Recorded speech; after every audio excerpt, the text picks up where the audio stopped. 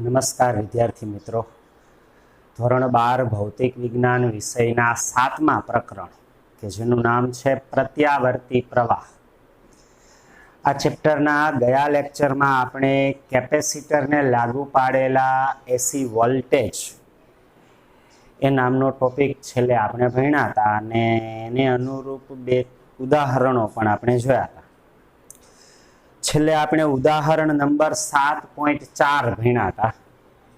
ત્યાર પછી ટેક્સ્ટમાં જે એક ઉદાહરણ આપેલ છે, ઉદાહરણ 7.5. ઉદાહરણ 7.5 એની રકમ કંઈક આવી છે. આકૃતિ આપેલી છે રકમમાં. ધારો કે આવો એક બલ્બ છે. બલ્બની સાથે આકૃતિમાં ઇન્ડક્ટર જોડેલું છે, સ્વિચ છે, કળ, અને આ એસી વોલ્ટેજ પ્રાપ્તિ સ્થાન છે. આકૃતિ 7.11 માં દર્શાવ્યા મુજબ એક પ્રકાશીય બલ્બ અને એક ઓપન કોઇલ ઇન્ડક્ટરને એસી સ્ત્રોત સાથે કળ દ્વારા જોડેલું છે. આ બલ્બ છે, આ ઇન્ડક્ટર છે. એસી વોલ્ટેજ પ્રાપ્તિ સ્થાન અને આ કળ છે. કળ બંધ કર્યા પછી, એટલે કે આ સ્વિચ ચાલુ કરવી હોય તો કળને અહીંયાથી આમ પાડી દે. કળ બંધ કર્યા પછી થોડા સમય બાદ ઇન્ડક્ટરના અંદરના વિસ્તારમાં નરમ લોખંડનો સળિયો દાખલ કરવામાં આવે છે. ઇન્ડક્ટરની અંદર નરમ લોખંડનો સળિયો દાખલ કરવામાં આવતા પ્રકાશીય બલ્બની પ્રકાશિતતા વધશે, ઘટશે કે કોઈ જ ફેરફાર નહીં થાય? તમારો જવાબ કારણ સહિત આપો. નરમ લોખંડનો સળિયો ઇન્ડક્ટરમાં દાખલ કર્યા પછી આ બલ્બની પ્રકાશિતતા ઘટશે, વધશે કે શું થશે તે કહેવાનું છે. સ્વિચને, કળને બંધ કરીએ એટલે પ્રવાહ વહેશે, એટલે લેમ્પ છે એ પ્રકાશિત થશે. બરાબર ને? લેમ્પ પ્રકાશિત થશે. કળ બંધ કરતા બલ્બ પ્રકાશિત થશે. હવે ઇન્ડક્ટરની અંદર નરમ લોખંડનો સળિયો દાખલ કરીએ છીએ. હવે ઇન્ડક્ટરમાં નરમ લોખંડનો સળિયો દાખલ કરતા નરમ લોખંડ સોફ્ટ ફેરોમેગ્નેટિક પદાર્થ છે અને એની પરમિએબિલિટી ઘણી બધી વધારે હોય. આગળના ચેપ્ટરમાં આપણે ભણી ગયા કે ઇન્ડક્ટરની અંદર જો માધ્યમ તરીકે ગર્ભ ભાગની અંદર લોખંડ હોય તો એના ઇન્ડક્ટરનું ઇન્ડક્ટન્સ અનેક ગણું વધી જાય. પહેલા નથી લોખંડ, પછી લોખંડનો સળિયો દાખલ થાય તો ઇન્ડક્ટરના ઇન્ડક્ટન્સમાં અનેક ગણો વધારો થાય. લોખંડનો સળિયો દાખલ કરતા ઇન્ડક્ટરનું ઇન્ડક્ટન્સ વધે છે. ઇન્ડક્ટરનું ઇન્ડક્ટન્સ L વધે તો ઇમ્પિડન્સ, પરિપથનો ઇન્ડક્ટિવ રિએક્ટન્સ XL બરાબર ઓમેગા L મુજબ ઇન્ડક્ટરનું ઇન્ડક્ટન્સ વધે તો ઇન્ડક્ટિવ રિએક્ટન્સ વધશે. ઇન્ડક્ટિવ રિએક્ટન્સ વધશે. L માં વધારો થયો તો XL ઇન્ડક્ટિવ રિએક્ટન્સ વધશે. હવે ઇન્ડક્ટિવ રિએક્ટન્સ વધે તો IRMS બરાબર VRMS ના છેદમાં XL. જો XL વધે તો પ્રવાહ ઘટશે. તેથી IRMS બરાબર VRMS ના છેદમાં XL મુજબ VRMS ના છેદમાં XL મુજબ અહીં ઇન્ડક્ટરનું ઇન્ડક્ટન્સ L વધે છે તો XL વધે છે અને XL વધવાથી XL છેદમાં છે તો IRMS પ્રવાહનું RMS મૂલ્ય ઘટશે. પ્રવાહનું RMS મૂલ્ય ઘટશે. IRMS જો ઘટે, પરિપથમાંથી વહેતો પ્રવાહ ઘટે તો બલ્બમાંથી વહેતો પ્રવાહ ઘટવાથી બલ્બ છે એની પ્રકાશિતતા ઘટશે. આમ બલ્બમાંથી વહેતો પ્રવાહ ઘટવાથી બલ્બની પ્રકાશિતતા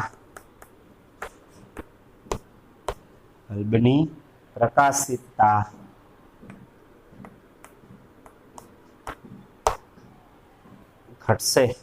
બલ્બ છે એ આછો પ્રકાશિત થશે. તેથી પ્રશ્ન હતો કે બલ્બ છે એની પ્રકાશિતતા વધશે, ઘટશે કે કોઈ જ ફેરફાર નહીં થાય? તો જવાબ છે બલ્બની પ્રકાશિતતામાં ઘટાડો થશે. આમ ઇન્ડક્ટરની અંદર નરમ લોખંડનો સળિયો દાખલ કરો તો ઇન્ડક્ટરનું ઇન્ડક્ટન્સ L વધે તો XL વધે, XL વધે તો IRMS ઘટે અને બલ્બમાંથી વહેતો પ્રવાહ ઘટે તો બલ્બની પ્રકાશિતતા ઘટશે. બલ્બ આછો પ્રકાશિત થશે. તો આ ઉદાહરણ નંબર 7.5 છે. બરાબર. ચલો ત્યાર પછી ટેક્સ્ટમાં LCR શ્રેણી પરિપથને લાગુ પાડેલ AC વોલ્ટેજ આપેલો છે. LCR શ્રેણી પરિપથને લાગુ પાડેલ વોલ્ટેજ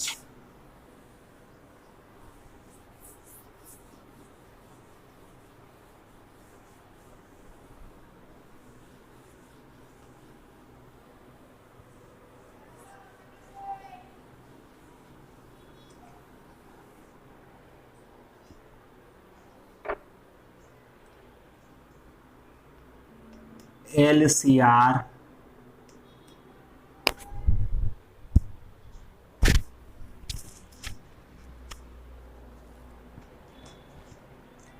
શ્રેણી પરિપથને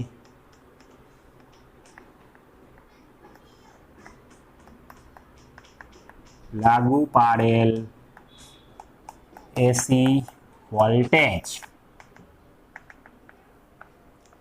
ધારો કે એક LCR શ્રેણી પરિપથ છે.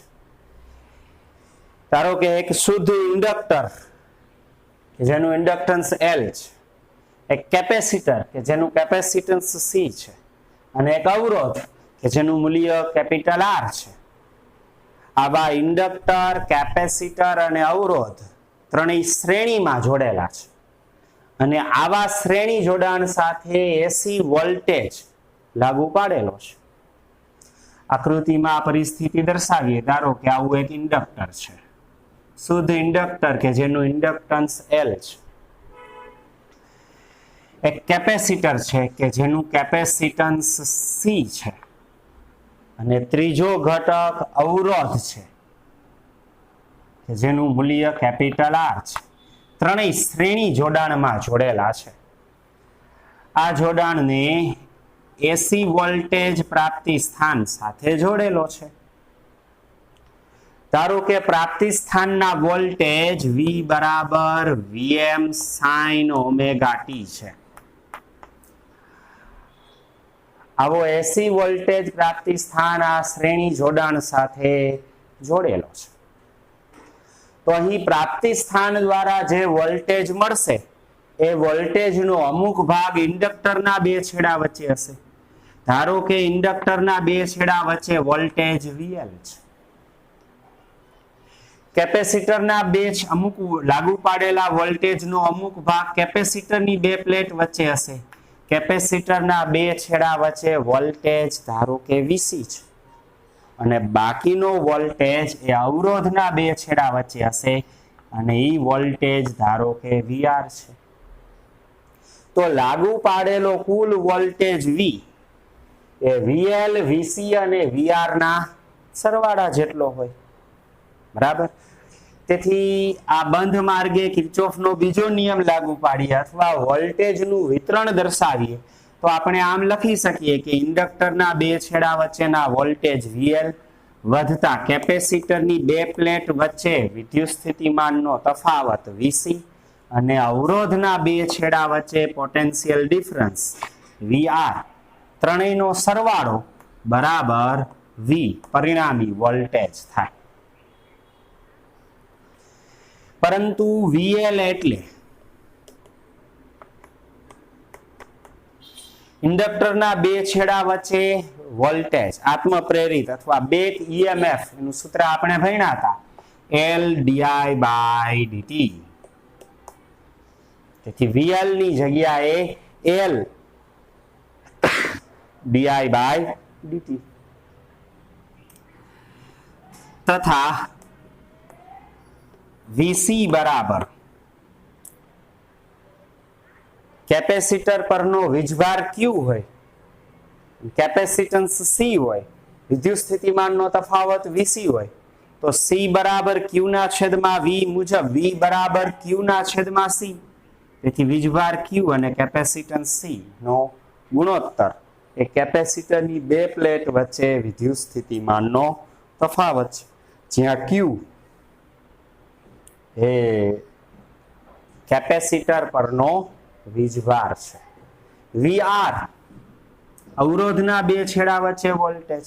હાલમાં કોઈ t સમયે પરિપથમાં પ્રવાહ I હોય તો VR બરાબર V બરાબર IR I into R। આ VL VC અને VR આ ત્રણેય કિંમત આમાં મૂકીએ તથા V ની જગ્યાએ Vm sin omega t લખીએ તો VL ની જગ્યાએ L di/dt પ્લસ પેલા VR ની કિંમત લખ નાખું તો VR ની જગ્યાએ IR પ્લસ VC ની જગ્યાએ Q/C બરાબર V ની જગ્યાએ Vm sin omega t। આ સમીકરણ એ LCR AC શ્રેણી પરિપથમાં વિદ્યુત પ્રવાહનું વિકલ સમીકરણ છે। આ સમીકરણ જેને LCR AC શ્રેણી પરિપથ માટે વિદ્યુત પ્રવાહનું વિકલ સમીકરણ કહેવાય, જે LCR AC શ્રેણી પરિપથ માટે પ્રવાહનું વિદ્યુત પ્રવાહનું વિકલ સમીકરણ છે।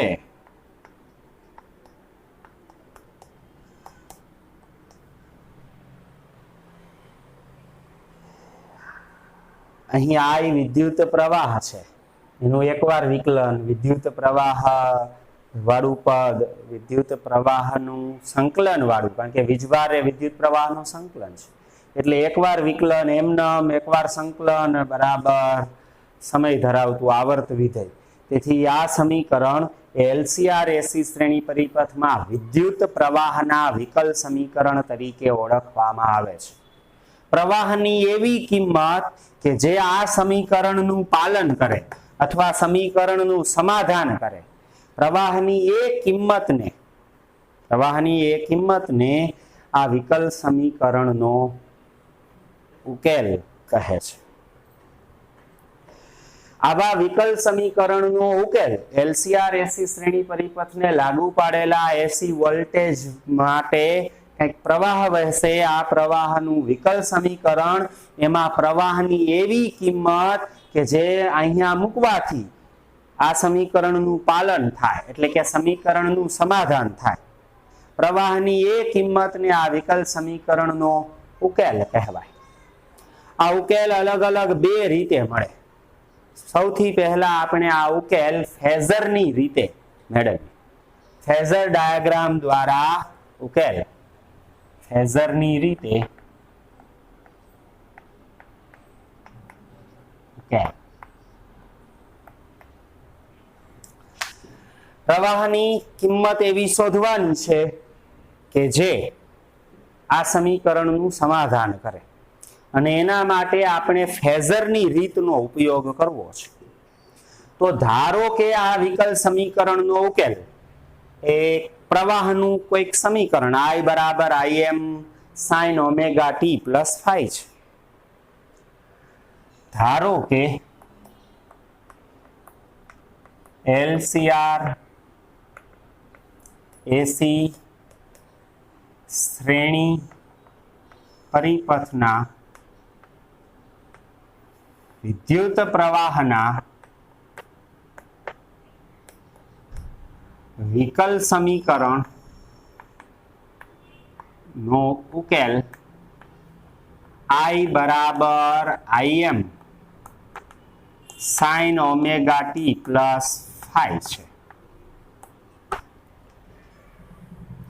જ્યાં Im એ પ્રવાહનું મહત્તમ મૂલ્ય છે અને ફાઈ એ વોલ્ટેજ અને પ્રવાહ વચ્ચે કડા તફાવત છે. વોલ્ટેજ કેવા છે? Vm sin omega t. પ્રવાહ કેવો ધાર્યો? Im sin omega t plus phi.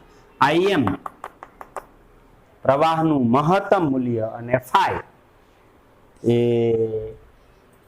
કડા તફાવત છે. જે આ ઉકેલના અચળાંકો છે જેની કિંમતો આપણે ફેઝરની રીતે મેળવશું. જ્યાં Im અને ફાઈ એ ઉકેલના અચળાંકો છે અને એની કિંમત આપણે મેળવવાની છે. Im કેટલા હશે અને ફાઈ કેટલા હશે આ મેળવવાનું છે. તો Im મેળવવા માટે સૌ પ્રથમ ફેઝર ડાયાગ્રામ દોરીએ. ફેઝર ડાયાગ્રામમાં આપણે વોલ્ટેજ અને પ્રવાહ બંને દર્શાવીએ છીએ. ધારો કે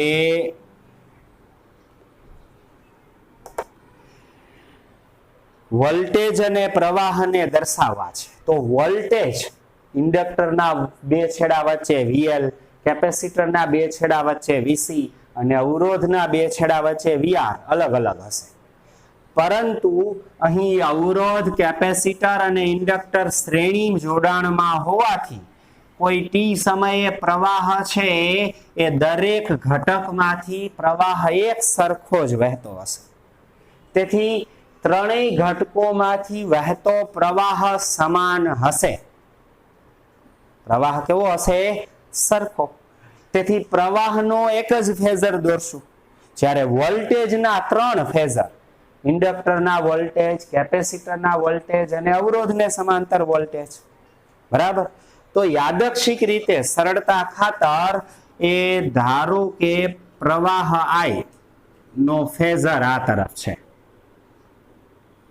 કે જેનું મહત્તમ મૂલ્ય Im છે અને જેનો x અક્ષ સાથેનો ખૂણો આ ખૂણો ઓમેગા ટી પ્લસ ફાઈ છે. x અક્ષ સાથેનો ખૂણો ઓમેગા ટી પ્લસ ફાઈ. આ ફેઝર વિદ્યુત પ્રવાહનો છે.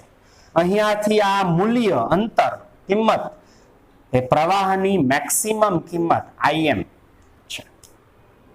બરાબર? તેથી આ ફેઝર થયો પ્રવાહનો. તીરની લંબાઈ એના મહત્તમ મૂલ્ય જેટલી અને ખૂણો x અક્ષ સાથે બનાવેલા ખૂણા જેટલો. તો આનો y અક્ષ પરનો પ્રક્ષેપ આપણને t સમયે પ્રવાહનું તત્કાલીન મૂલ્ય આપે. કારણ કે આનો x અક્ષ પરનો પ્રક્ષેપ cos વિધેય મુજબ ને y અક્ષ પરનો પ્રક્ષેપ sin વિધેય મુજબ મળે. તેથી y અક્ષ પરનો પ્રક્ષેપ આ t સમયે પ્રવાહ આપે. તો આ પ્રવાહનો ફેઝર થયો. હવે આપણે અવરોધ, ઇન્ડક્ટર, કેપેસિટર એના વોલ્ટેજ, એના બે છેડા વચ્ચે વોલ્ટેજના ફેઝર દોરવા છે. તો અવરોધ આ ત્રણેયના સ્વતંત્ર પરિપથ આપણે ભણી ગયા છે. એ સ્વતંત્ર પરિપથ આપણને ખબર છે કે અવરોધમાંથી વહેતો એસી પ્રવાહ, અવરોધને લાગુ પાડેલો એસી વોલ્ટેજ આપણે ભણ્યા ત્યારે જોયું હતું કે વોલ્ટેજ અને પ્રવાહ બંને સમાન કડામાં છે. તેથી અવરોધનો વોલ્ટેજ એ ફેઝર સાથે પ્રવાહના ફેઝર સાથે સમાન કડામાં હશે એટલે એ જ દિશામાં હશે। તેથી VR અને I વચ્ચે કડા તફાવત શૂન્ય છે। માત્ર અવરોધ ધરાવતા પરિપથમાં પ્રવાહ અને વોલ્ટેજ વચ્ચે કડા તફાવત, પેલો જ જે પરિપથ આપણે ભણ્યા, કડા તફાવત કેવો હતો? શૂન્ય। તેથી અવરોધ ના બે છેડા વચ્ચેના વોલ્ટેજ એનો ફેઝર આજ VR કે જેનું મહત્તમ મૂલ્ય ધારો કે VRM છે, બરાબર। તો આ ફેઝર અહીંયાથી અહીંયા સુધીનો અવરોધને સમાંતર વોલ્ટેજનો। હવે વાત કરીએ ઇન્ડક્ટરની, તો ઇન્ડક્ટરમાં પ્રવાહ વોલ્ટેજ કરતા કડામાં π/2 રેડિયન પ્રવાહ છે એ વોલ્ટેજ કરતા કડામાં π/2 રેડિયન આગળ હોય અને કેપેસિટરમાં પ્રવાહ વોલ્ટેજ કરતા કડામાં π/2 રેડિયન પાછળ હોય છે। તેથી પ્રવાહ આમ છે તો ઇન્ડક્ટર ધરાવતા પરિપથમાં પ્રવાહ π/2 રેડિયન પાછળ હોય તો વોલ્ટેજ π/2 રેડિયન આગળ હોય। વાત કરીએ ઇન્ડક્ટર ધરાવતા પરિપથની, માત્ર ઇન્ડક્ટર ધરાવતા પરિપથમાં આપણે જોયું હતું કે પ્રવાહ વોલ્ટેજ કરતા કડામાં π/2 રેડિયન પાછળ હોય। આ પ્રવાહ પાછળ હોય તો વોલ્ટેજ આગળ હોય, તો આને લંબ સ્વરૂપે, આમ લંબ રૂપે ધારો કે આ ઇન્ડક્ટરનો વોલ્ટેજ VL રજૂ કરતો ફેઝર છે, એનું મહત્તમ મૂલ્ય VLM છે। પ્રવાહ એનું મહત્તમ મૂલ્ય IM, VR એનું મહત્તમ મૂલ્ય VRM, VL એનું મહત્તમ મૂલ્ય ધારો કે VLM છે। હવે વાત કરીએ કેપેસિટરના વોલ્ટેજ VC ની, તો માત્ર કેપેસિટર ધરાવતા પરિપથમાં આપણે AC વોલ્ટેજ લાગુ પાડીએ તો આપણે જોયું હતું કે પ્રવાહ વોલ્ટેજ કરતા કડામાં π/2 રેડિયન આગળ હોય, તેથી વોલ્ટેજ એ પ્રવાહ કરતા π/2 રેડિયન પાછળ હોય, તેથી π/2 રેડિયન પાછળ એટલે આ તરફ હશે। આમ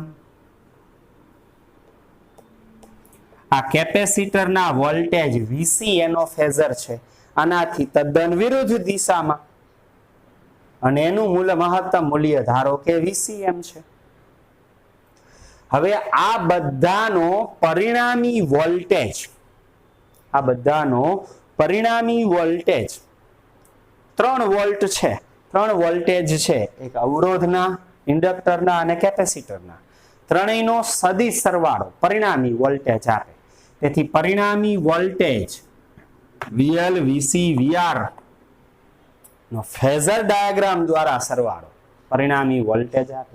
તો આ પરિણામી વોલ્ટેજ મેળવવા માટે ખરેખર પરિણામી વોલ્ટેજ શું છે? VL સદિશ સ્વરૂપે એટલા માટે દર્શાવું છું કે એના ફેઝરથી વાત છે, તેથી VL નો ફેઝર વધતા VC નો ફેઝર વધતા VR નો ફેઝર એનો સરવાળો પરિણામી વોલ્ટેજ એનો ફેઝર આપણને આપે, બરાબર ને? તો પહેલા VL અને VC નો સરવાળો કરીએ, તો VL અને VC વિરુદ્ધ દિશામાં છે, તો એનો ફેઝર એ બંનેની બાદબાકીથી મળશે, એટલે આમાંથી આ બાદ કરો તો પરિણામી ફેઝર ધારો કે આટલો મળે છે, અને ઈ ફેઝર કેટલો હશે? સદિશ સરવાળા તરીકે VC પ્લસ VL જેટલો હશે। આ VC પ્લસ VL એનું મૂલ્ય કેટલું હશે? તો કે આના મૂલ્યમાંથી આનું મૂલ્ય બાદ કરવા, આખા મૂલ્યમાંથી આટલું મૂલ્ય બાદ કરવાનું, એટલે કે VCM માઇનસ VLM એના મહત્તમ મૂલ્ય જેટલું હશે। તેથી અહીંયાથી આ પરિણામી જે ફેઝર છે એનું મૂલ્ય VCM માઇનસ VLM હશે। હવે બે ફેઝર છે, આ બેનું પરિણામી આ મળી ગયું, આ અને VR નો ફેઝર એનો સદિશ સરવાળો સમાંતર બાજુ ચતુષ્કોણની રીતે કરીએ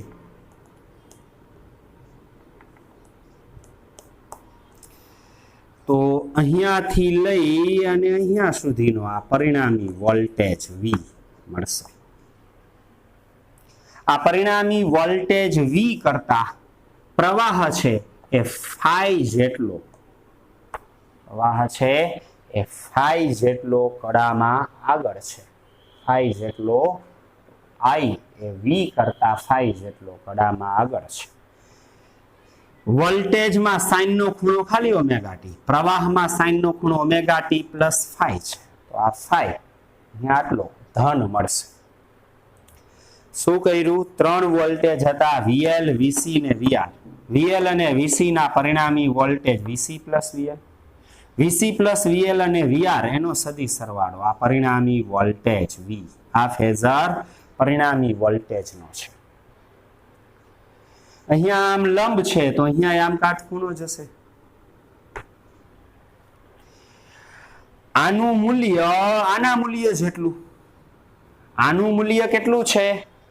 તો કે VC પ્લસ VL ના મૂલ્ય જેટલું, એટલે VCM માઇનસ VLM જેટલું.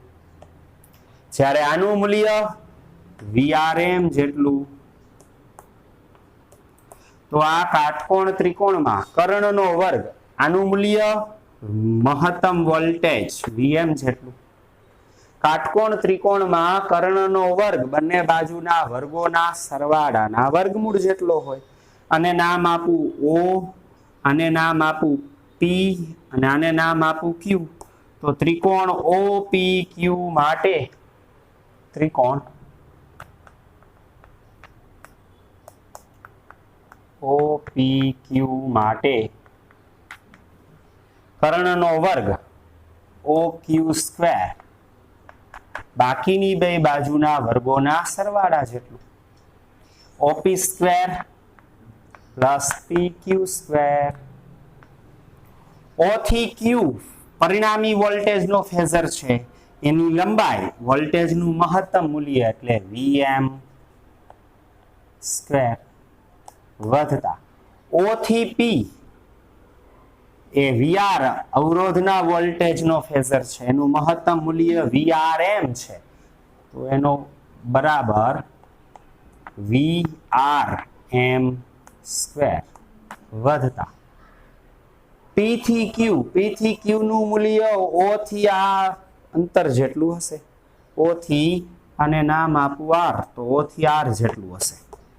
અને ઈ કેટલું છે? તો કે VC પ્લસ VL એનું મૂલ્ય VCM માઇનસ VLM જેટલું. તેથી VCM માઇનસ VLM એનો વર્ગ છે. હવે V બરાબર IR સૂત્રનો ઉપયોગ દરેક ઘટકના વોલ્ટેજના મહત્તમ મૂલ્ય માટે લાગુ પાડીએ તો VRM બરાબર, પરંતુ VRM બરાબર IM ઇન્ટુ R. અવરોધને સમાંતર વોલ્ટેજ નું મહત્તમ મૂલ્ય, મહત્તમ પ્રવાહ અને અવરોધના મૂલ્યનો ગુણાકાર. VCM બરાબર IM ઇન્ટુ કેપેસિટરનો અવરોધ એટલે XC. VLM બરાબર IM ટુ XL. આ ત્રણેય વોલ્ટેજના મહત્તમ મૂલ્ય એની કિંમત આ સમીકરણમાં મૂકીએ તો VM સ્ક્વેર બરાબર VRM સ્ક્વેર, એટલે VRM એટલે IMR, તો IM સ્ક્વેર R સ્ક્વેર વધતા કૌંસમાં VCM IM XC minus VLM IM XL કૌંસ ઉપર વર્ગ. તેથી VM સ્ક્વેર બરાબર IM સ્ક્વેર R સ્ક્વેર વધતા કૌંસમાંથી બંનેમાંથી IM કોમન, વર્ગ છે તો આગળ આવશે તો IM સ્ક્વેર થઈ જશે. તો IM square XC minus XL નો વર્ગ. તેથી વીએમ સ્ક્વેર બરાબર આઈએમ સ્ક્વેર બંનેમાંથી કોમન કૌંસમાં R square plus XC minus XL નો સ્ક્વેર. IM ને સૂત્રનો કરતા બનાવીએ તો IM બરાબર આમાંથી IM ને સૂત્રનો કરતા બનાવીએ. બોર્ડમાં ઓલો ભાગ હવે હું કાઢી નાખું છું. રેડી? IM ને સૂત્રનો કરતા બનાવીએ.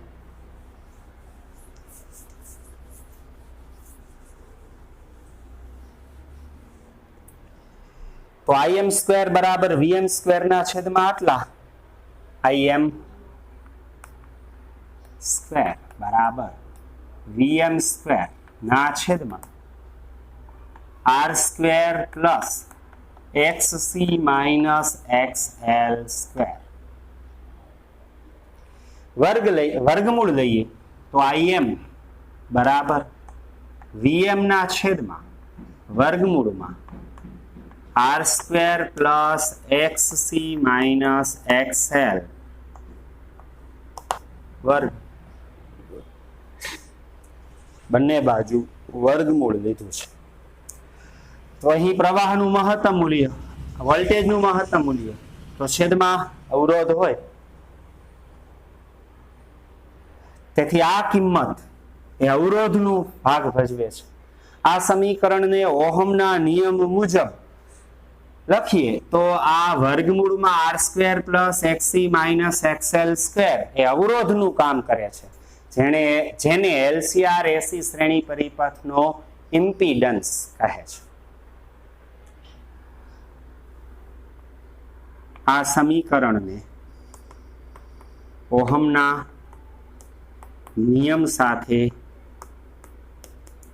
સરખાવતા વર્ગમૂળમાં R square plus XC minus XL નો વર્ગ એ અવરોધનો ભાગ ભજવે છે. અવરોધનો ભાગ ભજવે છે, જેને LCR AC શ્રેણી પરિપથનો ઇમ્પિડન્સ કહે છે.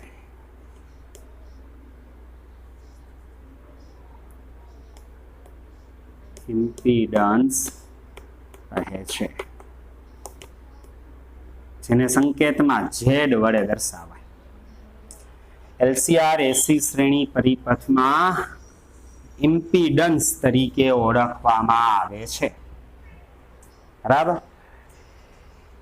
તો ઇમ્પિડન્સ Z નું મૂલ્ય બરાબર વર્ગમૂળમાં R square plus XC minus XL નો વર્ગ. તેથી IM બરાબર VM ના છેદમાં Z. VM બરાબર VM ના છેદમાં Z, જ્યાં Z અવરોધનું કામ કરે, જેને LCR AC શ્રેણી પરિપથનો ઇમ્પિડન્સ કહેવાય. અને આ ઇમ્પિડન્સનું મૂલ્ય વર્ગમૂળમાં R square plus XC minus XL નો વર્ગ છે. અહીંયા આપણે આ ગણતરી કરતી વખતે આ કિંમત VL VC મોટા લીધા છે VL કરતા. તેથી VC is greater than VL અથવા XC is greater than XL માટે આ પરિસ્થિતિ છે. બરાબર? તેથી IM મળી ગયા. IM VM ના છેદમાં Z આટલા, એક ઉકેલનો એક ભાગ, એક અચળાંક મળ્યો. હવે વાત કરીએ બીજા અચળાંક ફાઈ ની. તો અહીંયા આ ખૂણો ફાઈ છે, આ પરિણામી પ્રવાહનો ફેઝર, આ પરિણામી વોલ્ટેજનો ફેઝર, બંને વચ્ચે કડા તફાવત ફાઈ. તો tan ફાઈ લાગુ પાડીએ તો સામેની બાજુના છેદમાં પાસેની બાજુ. તેથી ત્રિકોણ OPQ માટે tan phi બરાબર સામેની બાજુના છેદમાં પાસેની બાજુ. સામેની બાજુ એટલે VCM માઇનસ VLM ના છેદમાં પાસેની બાજુ એટલે VRM. પરંતુ VCM એટલે IMXC, VLM એટલે IMXL અને VRM એટલે IMR. VRM, VCM, VLM ત્રણેય કિંમત અહીંયા મૂકીએ તો ત્રણેયમાં IM છે કેન્સલ થઈ જાય અંશછેદમાંથી. તો અંશમાં શું વધશે? XC માઇનસ XL ના છેદમાં R. તેથી tan phi બરાબર XC માઇનસ XL ના છેદમાં R. IM અંશછેદમાંથી દરેક પદમાંથી કેન્સલ છે. LCR AC શ્રેણી પરિપથ માટે કડા તફાવતનું સૂત્ર છે. આ સૂત્ર એક કડા તફાવત આપે છે. આ સૂત્ર LCR AC શ્રેણી પરિપથ માટે ઇમ્પિડન્સનું મૂલ્ય આપે છે. આ સૂત્ર કડા તફાવત આપે છે. તેથી phi બરાબર tan inverse XC minus XL ના છેદમાં R, જ્યાં phi એ ઉકેલનો બીજો અચળાંક છે જે આ રીતે મળે છે. પહેલો અચળાંક IM, તો IM છે VM ના છેદમાં Z, જ્યાં Z આટલા. બીજો અચળાંક phi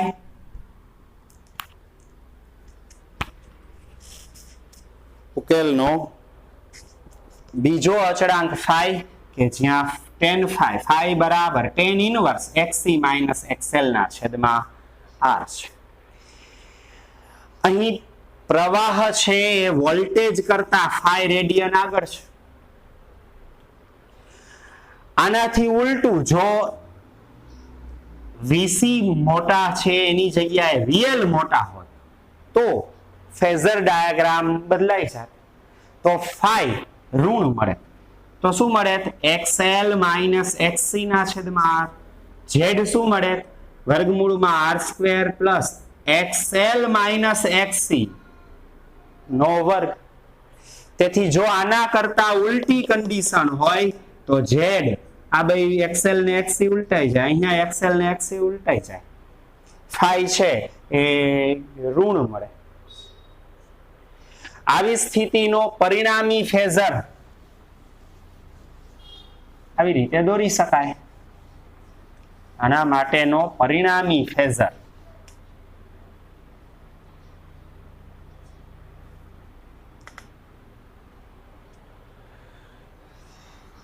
પ્રવાહનો યાદચ્છિક ફેઝર I આ તરફ અને વોલ્ટેજનો પરિણામી વોલ્ટેજ VL માઇનસ VC આમ હોત તો પરિણામી વોલ્ટેજનો ફેઝર આમ હોત. તો બંને વચ્ચે કડા તફાવત એ phi. અહીં I આમ V નીચે છે તો અહીં I આમ V ઉપર હોત. બરાબર. આ સ્થિતિ માટે આ કેના માટે છે? XC is less than XL માટે છે ફેઝર ડાયાગ્રામ. બરાબર. અથવા VC is less than VL માટે છે. તો પરિણામી VC આમ નાનો, VL આમ મોટો, તો પરિણામી આમ મળે. તેનું પરિણામ છે આ રીતે આમ મળે. તેથી પરિણામી વોલ્ટેજ આમ, પ્રવાહ આમ. આ સ્થિતિ માટે phi ધન અને આ સ્થિતિ માટે phi ઋણ.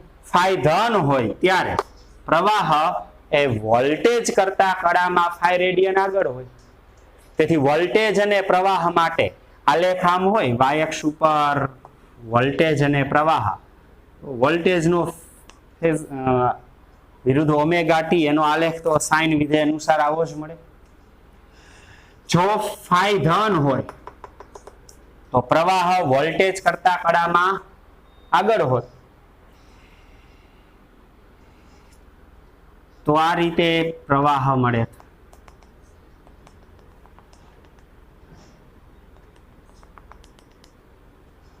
જો પાછળ હોત તો આ રીતે મળે.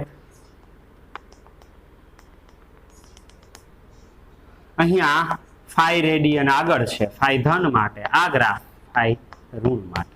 આ graph VC is greater than VL માટે, જ્યારે આ ત્રુટક રેખા વાળો ગ્રાફ phi ઋણ હોય એટલે કે VC is less than VL અથવા XC is less than XL માટે છે. આમ LCR AC શ્રેણી પરિપથમાં ઇમ્પિડન્સ Z આટલા અને કડા તફાવત આટલા, બરાબર.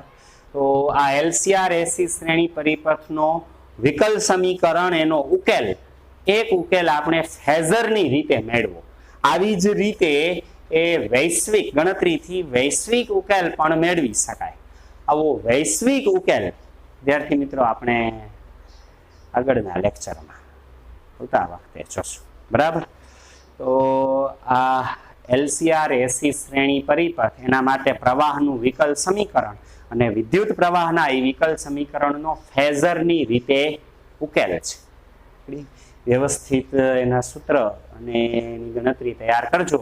ન સમજાય ત્યાં કહેજો, બરાબર. સારું, ચાલો વિદ્યાર્થી મિત્રો આજે અહીંયા સુધી રાખીએ.